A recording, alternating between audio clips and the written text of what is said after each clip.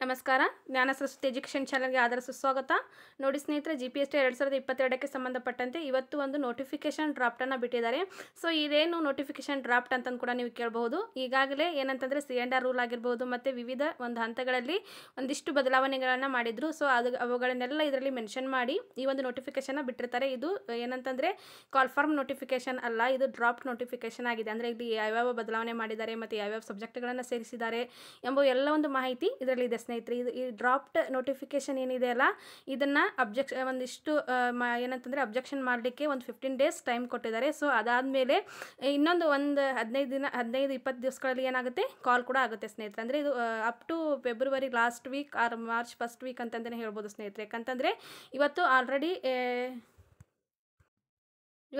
Date 21 ಇದೆ ಸ್ನೇಹಿತರೆ. So ಅದಕ್ಕೆ ಏನಂತಂದರೆ ಇವಾಗ 15 ದಿವಸದವರೆಗೆ ಇದನ್ನು ಒಂದು ಅಪೇಕ್ಷಿತವಾಗಿ ಏನಾದರೂ ಅದರಲ್ಲಿ ಆಕ್ಷೇಪಣೆಗಳು ಏನಾದರೂ ಇದ್ರೂ ಕೂಡ ಸಲ್ಲಿಸಬಹುದು. ಅದಾದಮೇಲೆ ಮತ್ತೆ ಏನಂತಂದರೆ ಒಂದಿಷ್ಟು 2-3 ದಿನಗಳ ಕಾಲ ಅದನ್ನೆಲ್ಲ ಒಂದು ಕ್ರೋಢೀಕರಿಸಿ ಮತ್ತು ಎಲ್ಲವನ್ನು ಕೂಡ ಸರಿಪಡಿಸಿ ಈ ಒಂದು ನೋಟಿಫಿಕೇಷನನ್ನು ಹೊರಡಿಸ್ತಾರೆ. ಇವಾಗ ಡ್ರಾಫ್ಟ್ ನೋಟಿಫಿಕೇಷನ್ ಬಂದಿದೆ ಅಂದರೆ ನಮ್ಮ ಒಂದು ನೇಮಕಾತಿ ಅಧಿಸೂಚನೆ ಇನ್ನೇನು ಕೆಲವು ದಿನಗಳಲ್ಲಿ ಹೊರಬೀಳ್ತೈತಿ ಅಂತಂದು ಕೂಡ ಇಲ್ಲಿ ಹೇಳ್ಬೋದು. ನೀವು ನೋಡ್ತಾ ಇರ್ಬೋದು, ಇಲ್ಲಿ ಡೇಟ್ ಕೂಡ ಮೆನ್ಷನ್ ಮಾಡಿರ್ತಾರೆ. ದಿನಾಂಕ ನೋಡಿ 20/1/2022 ಹೊರಬಂದ. ಅಂದರೆ ನಿನ್ನೆ ಅಷ್ಟೇ ಇದೇನು ಈ ಒಂದು ನೋಟಿಫಿಕೇಶನ್ ಡ್ರಾಫ್ಟ್ ಹೊರಬಂದಿರುತ್ತೆ. ಸೊ ಇದು ಜಸ್ಟ್ ನನಗೆ ಇವಾಗ ಅವೈಲಬಲ್ ಆಯಿತು. ಸೊ ನಾನು ಇದನ್ನು ಮಾಡ್ತಾ ಇದ್ದೀನಿ, ನೋಡ್ತಾ ಇರ್ಬೋದು ನೀವು. ನೋಡಿ, ಇಲ್ಲಿ ನೋಟಿಫಿಕೇಶನ್ ಅಂತಂದಿದೆ, the draft of the Karnataka education department services ಅಂತಂದು ಕೂಡ ಇಲ್ಲಿ ನೋಡ್ತಾ ಇರ್ಬೋದು ನೀವು. ಇಲ್ಲಿ ನೋಡಿ ಈ ಪ್ಯಾರಾಗ್ರಾಫಲ್ಲಿ ನೀವು ಓದ್ತಾ ಇರ್ಬೋದು, ನೋಡ್ಕೊಳ್ಳಿ ಏನಂತಂದಿದೆ ಅಂತಂದು ನೋಡಿ. ಈ ಒಂದು ಅಂತಂದು ನೋಡಿದಾಗ rules 2022 which is the government of Karnataka propose to make in exercise of the powers conferred by sub sections ಅಂತಂದು ಒಂದಿಷ್ಟು ಕೊಟ್ಟಿದ್ದಾರೆ. ಸೊ ಮತ್ತು ಇಲ್ಲಿ ಮುಂದೆ ಯಾವ್ಯಾವ ವಿಷಯಗಳನ್ನು ಇದರಲ್ಲಿ ಹೇಳಿದ್ದಾರೆ ಅಂತಂದು ನೋಡಿ. ದ ಡ್ರಾಫ್ಟ್ ರೂಲ್ಸ್ ಅಂತಂದಿದೆ. ಸೊ ಏನಿದೆ ಅಂದರೆ ಟೈಟಲ್, ಕಮಿಟ್ಮೆಂಟ್ ಆ್ಯಂಡ್ ಅಪ್ಲಿಕೇಶನ್ಸ್ ಯಾವ ರೀತಿ ಮಾಡಿದ್ದಾರೆ ಅಂತಂದು ಕೂಡ ನೀವು ಇಲ್ಲಿ ನೋಡ್ತಾ ಇರ್ಬೋದು ಸ್ನೇಹಿತರೆ. ನೋಡಿ ನೆಕ್ಸ್ಟ್ ಏನಿದೆ, ಒಂದಿಷ್ಟು ರೂಲ್ಸ್ಗಳಿವೆ ಮತ್ತು ಡೆಫಿನೇಷನ್ ಅಂತಂದಿದೆ. ಇದು ಯಾವುದ್ಯಾವುದಕ್ಕೆ ಸಂಬಂಧಪಟ್ಟಿದೆ ಅಂತಂದು ಕೂಡ ನೀವು ನೋಡ್ತಾ ಇರ್ಬೋದು. ನೋಡಿ ಈ ರೂಲ್ಸ್ಗಳನ್ನೆಲ್ಲ ಚೇಂಜ್ ಮಾಡಿದ್ದು ಮತ್ತು ಏಜ್ ಲಿಮಿಟ್ ಇಲ್ಲಿ ಕಾಣಿಸ್ತಾ ಇದೆ ಅಂತ ಅನ್ಕೊತೀನಿ ನಿಮಗೆ ನಾನು. ನೋಡಿ ಏಜ್ ಲಿಮಿಟ್ ಅಂತಂದು ಇಲ್ಲಿದೆ. ಸೊ 21 ವರ್ಷದ ಮೇಲ್ಪಟ್ಟವರು ಎಲ್ಲರೂ ಕೂಡ ಅಪ್ಲೈ ಕೂಡ ಮಾಡ್ಬೋದು. ನೆಕ್ಸ್ಟ್ ಲಾಸ್ಟ್ ಎಷ್ಟು ಅಂತಂದು ಕೂಡ ಕೇಳ್ಬೋದು ನೀವು. 47 ನೋಡಿ ಇಲ್ಲಿದೆ ನೋಡಿ, 47 ನಿಮಗೆ ಲಾಸ್ಟ್ ಇಯರ್ಸ್ ಆಗಿರುತ್ತೆ. ಮತ್ತು 45 years case in candidates of backward, ಅಂದರೆ OBC ಕ್ಯಾಂಡಿಡೇಟ್ಸ್ಗೆ ಮತ್ತೆ 5 ವರ್ಷ ಸಡಿಲಿಕೆ ಕೂಡ ಇರುತ್ತೆ ಸ್ನೇಹಿತರೆ. 47 + 5 years ಅಲ್ಲಿ ಏನಂದರೆ 45 years ಇರುತ್ತೆ ಇವ್ರಿಗೆ. 47 ಜನರಲ್ ಮೆರಿಟ್ನವ್ರಿಗೆಲ್ಲರಿಗೂ ಕೂಡ 47ರವರೆಗೂ ಕೂಡ ನೀವು ಬರೀಬಹುದು. ಇಲ್ಲಿ ನೋಡ್ತಾ ಇರ್ಬೋದು ನೀವು. SC ST ಇಲ್ಲಿ ನೋಡಿ, SC ಮತ್ತು ST ಕ್ಯಾಂಡಿಡೇಟ್ಸ್ ಮತ್ತು ಕ್ಯಾಟಗರಿ 1 ಕ್ಯಾಂಡಿಡೇಟ್ಸ್ ಎಲ್ಲರಿಗೂ ಕೂಡ 47 ವರ್ಷ ಏನೋ ವಯೋಮಿತಿ ಇದ್ದರೆ, ಉಳಿದಂತೆ OBC ಕ್ಯಾಂಡಿಡೇಟ್ಸ್ಗೆ 45 ವರ್ಷ ವಯೋಮಿತಿ ಇದೆ. ಸೊ ನೀವು 21 ವರ್ಷ ನಿಮಗೆ ಕಂಪ್ಲೀಟ್ ಆಗಿದ್ದರೆ ನೀವೇನಂದರೆ GPSTಗೆ ಅಪ್ಲೈ ಮಾಡಲಿಕ್ಕೆ ಅರ್ಹರಾಗಿರ್ತೀರಾ ಅಂತಂದು ಈ ಏಜ್ ಲಿಮಿಟನ್ನು ಈ ಒಂದು ಡ್ರಾಫ್ಟ್ನಲ್ಲಿ ಕೊಟ್ಟಿರ್ತಾರೆ. ಮತ್ತು ನೆಕ್ಸ್ಟ್ ನೋಡೋಣ.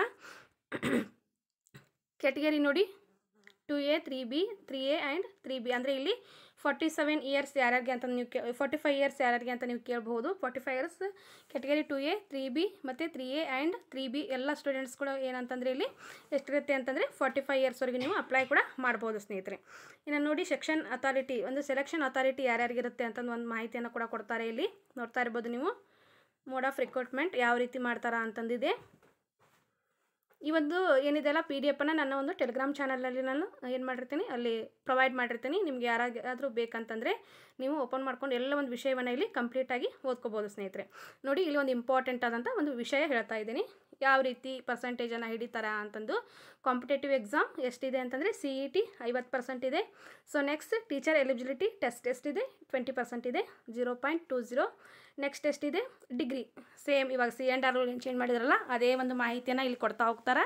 ನೋಡ್ತಾ ಇರ್ಬೋದು ನೀವು. 0.50 CET ಆದರೆ 0.20 TET ಇದೆ, ಮತ್ತು 0.20 ಗ್ರ್ಯಾಜುಯೇಟ್ ಡಿಗ್ರಿ, ನಾವು ಡಿಗ್ರಿ ಮಾಡಿದ್ದು, ಮತ್ತು 0.10 ಏನಿದೆ TET ಇದೆ ಸ್ನೇಹಿತರೆ. ಸೊ ಇವೆಲ್ಲವುಗಳನ್ನು ಕ್ರೋಢೀಕರಣ ಮಾಡಿಕೊಂಡು ಏನು ಮಾಡ್ತಾರೆ ಅಂತಂದರೆ ಈ ಒಂದು ನೋಟಿಫಿಕೇಷನ್ನ ಹೊರಡಿಸ್ತಾರೆ. ಅಂದರೆ ಇಲ್ಲಿ ಒಟ್ಟಾರೆಯಾಗಿದೆ ಎಷ್ಟಾಯಿತು, 100% ಆಯಿತು. ಇವಾಗ ನಿಮಗೆ ಗೊತ್ತಾಯಿತು ಅಂತ ಅನ್ಕೊತೇನೆ ನಾನು.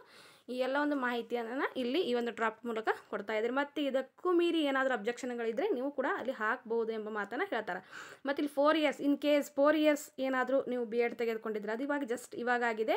ಸೊ ಇದು ಇಲ್ಲಿ ಕನ್ಸಿಡರ್ ಆಗೋದಿಲ್ಲ ಅಂತಂದು ಕೂಡ ನಾನು ಅನ್ಕೊತೀನಿ. ಜಸ್ಟ್ ಅವರು ಈ ಒಂದು ಸರ್ಕ್ಯುಲರ್ನಲ್ಲಿ ಹಾಕಿದ್ದಾರೆ. ಸೊ ಅದನ್ನು ಕೂಡ ಓದಿ ಹೇಳ್ಬಿಡ್ತೇನೆ ನೋಡಿ.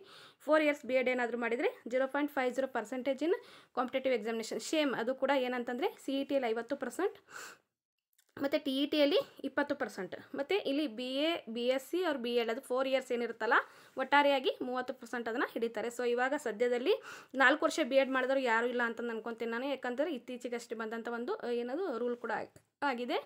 ಇನ್ನು ನೋಡೋಣ ಮತ್ತೆ ಮುಂದೆ ಏನಿದೆ ಅಂತಂದು. ರಿವ್ಯಾಲ್ಯೂಯೇಷನ್ ಪೋಸ್ಟ್ಸ್ ಅಂತಂದರೆ ಎಷ್ಟು ಪೋಸ್ಟ್ ಇದೆ ಅಂತಂದು ಕೂಡ ಇಲ್ಲಿ ಹೇಳ್ತಾ ಹೋಗ್ತಾರೆ. ಮತ್ತು ಇವಾಗ ಟೋಟಲ್ ಪೋಸ್ಟ್ ಎಷ್ಟು ಅಂತಂದು ಇನ್ನೂ ಏನು ಕೊಟ್ಟಿಲ್ಲ ಅವರು. ಸೊ ಇಲ್ಲಿ ಸೆಲೆಕ್ಷನ್ ಲಿಸ್ಟ್ ಯಾವ ರೀತಿ ಮಾಡ್ತಾರಾ ಅಂತಂದು ಕೂಡ ನೀವು ನೋಡ್ತಾ ಇರ್ಬೋದು ನೋಡಿ. ಇವಾಗ ನಿಮಗೆ ಪರ್ಸೆಂಟೇಜಿಂದು ಕೂಡ ಇಲ್ಲಿ ಕ್ಲಿಯರ್ ಆಯಿತು ಅಂತ ಅನ್ಕೊತೀನಿ ನಾನು. 68 ಇದು ಪೇ ಸ್ಕೇಲ್ ಇದೆ. ಸೊ ಇದೇನು ಅವಶ್ಯಕತೆ ಇಲ್ಲ. ಆಮೇಲೆ ಜಾಬ್ ಆದಮೇಲೆ ಎಷ್ಟು ಏನಂತಂದು ನಾವು ನೋಡ್ಕೊಳ್ಳೋಣ. ಇವಾಗ ಮೊದಲಿಗೆ ಎಲ್ಲರಿಗೂ ಜಾಬ್ ಆಗ್ಬೋದು ಇಂಪಾರ್ಟೆಂಟ್ ಅಂತಂದು ಕೂಡ ಅನ್ಕೊತೀನಿ ನಾನು. ಸೊ ಯಾರ್ಯಾರಿಗೆ ಎಷ್ಟೆಷ್ಟಿದೆ ಪೇ ಸ್ಕೇಲ್ ಒಂದಿಷ್ಟು ಅದು ಏನಂತಂದರೆ ವೇತನ ಶ್ರೇಣಿ ಬಗ್ಗೆ ಒಂದು ಮಾಹಿತಿ ಅಂತಂದು ಹೇಳ್ಬೋದು. ಸೊ ನೋಡ್ತಾ ಇರ್ಬೋದು ನೀವು ನೋಡಿ. ಇವೆಲ್ಲ ಇಷ್ಟು ಮಾಹಿತಿ ಏನಂತಂದರೆ ಇವತ್ತಿನ ಈ ಒಂದು ಡ್ರಾಫ್ಟ್ ನೋಟಿಫಿಕೇಷನಲ್ಲಿ ಬಂದಂಥ ಒಂದು ಮಾಹಿತಿ ಆಗಿದೆ ಸ್ನೇಹಿತರೆ. ಸೊ ಇವಾಗ ನಿಮ್ಗೆ ಅರ್ಥ ಆಯ್ತು ಅನ್ಕೊತೀನಿ ನಾನು. ಇದರಲ್ಲಿ ಏಜ್ ಲಿಮಿಟನ್ನು ಕೊಟ್ಟಿದ್ದಾರೆ. ಮತ್ತೇನಿದೆ ಒಂದು ವಿದ್ಯಾರ್ಹತೆ ನಿಮ್ಮ ಒಂದು ಕ್ವಾಲಿಫಿಕೇಷನ್ಸ್ ಆಗಿರ್ಬೋದು, ಮತ್ತು ಎಷ್ಟೆಷ್ಟು ಅಂಕಗಳನ್ನು ಯಾವ್ಯಾವ ಒಂದು ಹಂತದಲ್ಲಿ ಹಿಡಿತಾರೆ ಎಂಬ ಮಾಹಿತಿ ಇದೆ. ಸೊ ಮತ್ತು ಆದಷ್ಟು ಬೇಗನೆ ಈ ಒಂದು ಕಾಲ್ಫಾರ್ಮ್ ಕೂಡ ಆಗುತ್ತೆ ಸ್ನೇಹಿತರೆ. ಈ ಒಂದು ಡ್ರಾಫ್ಟ್ ಏನು ಬಂದಿದೆಯಲ್ಲ, ಈ ಒಂದು ನೋಟಿಫಿಕೇಷನ್ ಏನು ಬಂದಿದೆಯಲ್ಲ, ಈ ನೋಟಿಫಿಕೇಷನನ್ನು ಅಬ್ಜೆಕ್ಷನ್ ಮಾಡಲಿಕ್ಕೆ 15 ಡೇಸ್ ಟೈಮ್ ಇದೆ. ಸೊ ಅಷ್ಟರಲ್ಲಿ ಮತ್ತೆ ಯಾವುದಾದ್ರೂ ಸಬ್ಜೆಕ್ಟ್ ಕೂಡ ಇಲ್ಲಿ ಆ್ಯಡ್ ಆಗಬಹುದು ಅಥವಾ ಆ್ಯಡ್ ಆಗಲಿಕ್ಕಿಲ್ಲ. ಇಲ್ಲಿ ನೋಡ್ತಾ ಇರ್ಬೋದು ನೀವು. ಇವಾಗ ನೋಡಿ ಎಲಿಜಿಬಿಲಿಟಿ ಇದೇನಿದೆ ಅಂದರೆ ಸೋಷಿಯಲ್ ಸೈನ್ಸ್ನವ್ರಿಗೆ ಇರ್ತಕ್ಕಂಥದ್ದು ಇದು. ಇಲ್ಲಿ ನೋಡಿ ಇವೆಲ್ಲ ಲ್ಯಾಂಗ್ವೇಜ್ಗಳನ್ನು ಕೂಡ ಇಲ್ಲಿ ಕೊಡ್ತಾ ಹೋಗ್ತಾರೆ ಯಾವ್ಯಾವ್ದಿದೆ ಏನು ಅಂತಂದು ನೋಡ್ತಾ ಇರ್ಬೋದು ನೀವು. ಇದು ನೋಡಿ ಮಿನಿಮಮ್ ಕ್ವಾಲಿಫಿಕೇಷನ್.